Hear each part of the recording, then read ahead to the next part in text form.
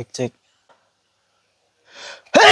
Alhamdulillahirrahmanirrahim. Kenalin, saya Naufal, pelajar berumur 21 tahun yang sedang belajar public speaking. Dan alhamdulillah kali ini saya sudah cukur jenggot ya. Terlihat sangat berbeda. Enggak, tapi bukan itu yang mau saya bahas.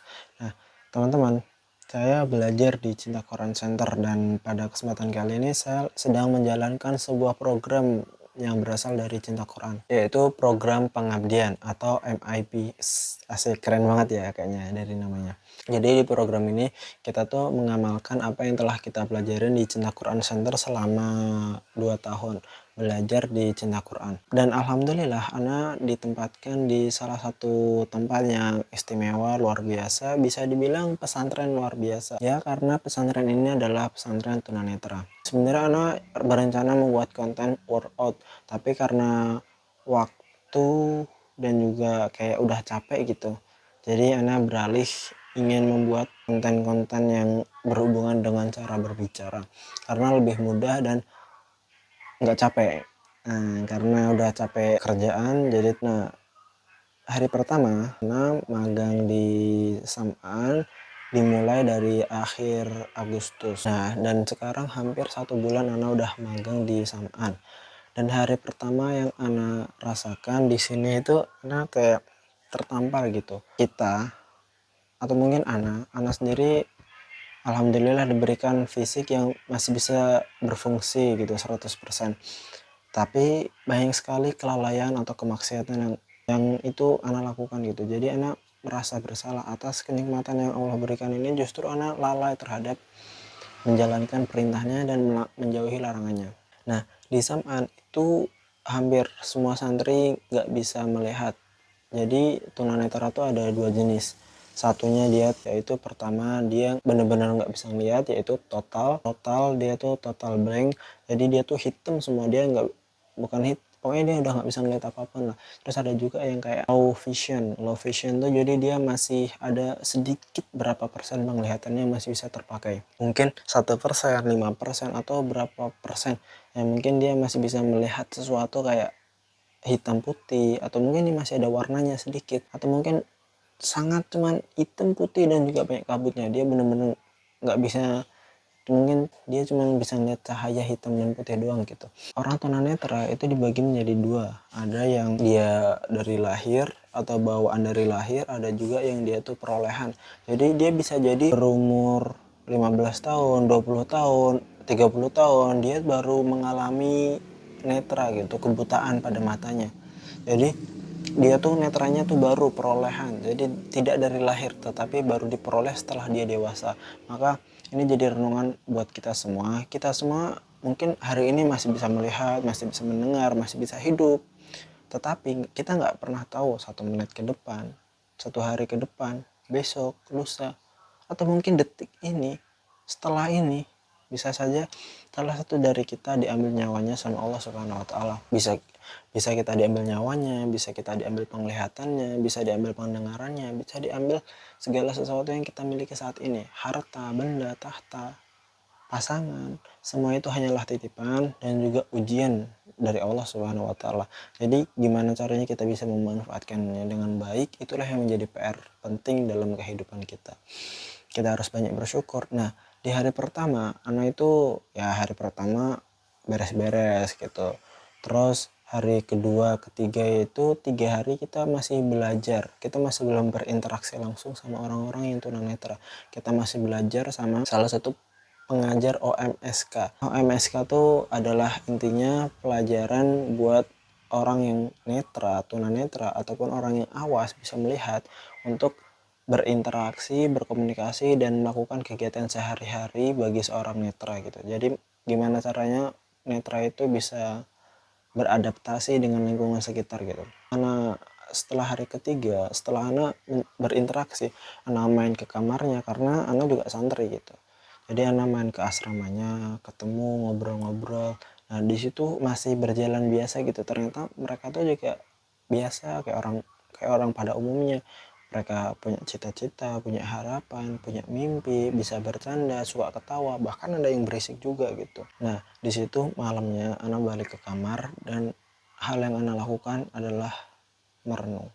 Di situ Ana merenung, mungkin fisik yang Ana miliki masih banyak yang Ana keluhkan gitu, kurang inilah, kurang itulah, ternyata masih ada orang yang lebih berat ujiannya gitu. Jadi selama kita masih diberikan kesempatan kehidupan dan juga keimanan, maka itu adalah hal yang harus kita syukuri. Di situ Ana malam-malam merenungi nasib mereka gimana ya. Ana pernah juga gitu kepikiran kalau misalnya kita sekarang bisa ngeliat normal, tapi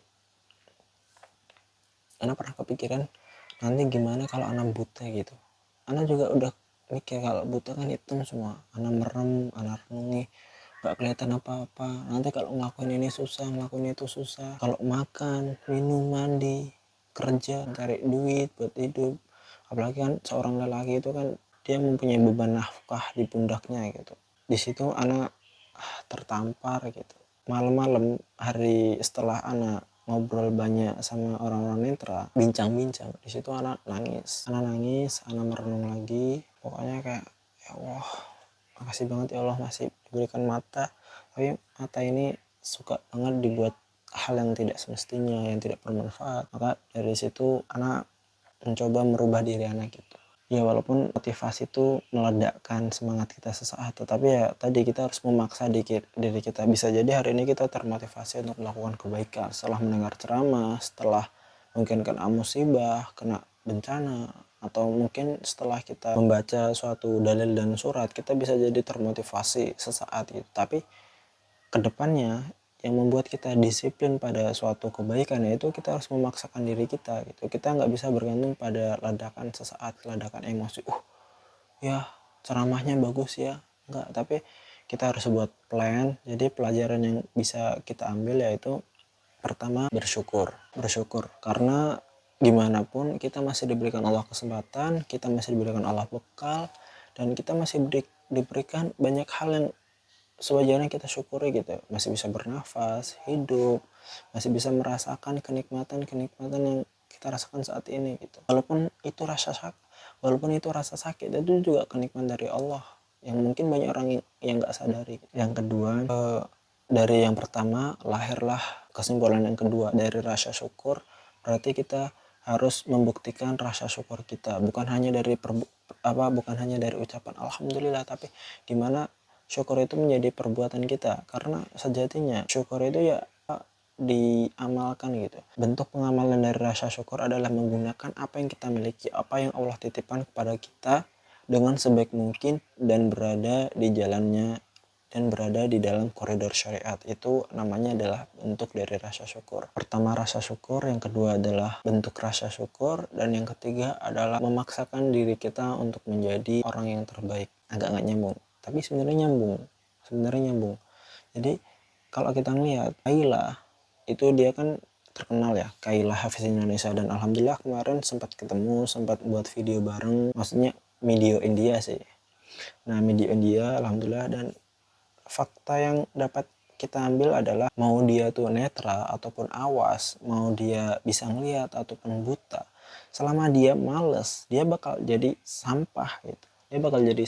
Jadi yang menentukan kita sukses dunia akhirat ya karena kita berusaha, berjuang, bekerja keras. Kita banyak melakukan amalan-amalan, banyak belajar. Pokoknya memaksimalkan apa yang dimiliki gitu. Walaupun Kayla itu buta, dia bisa menghafal Al-Quran.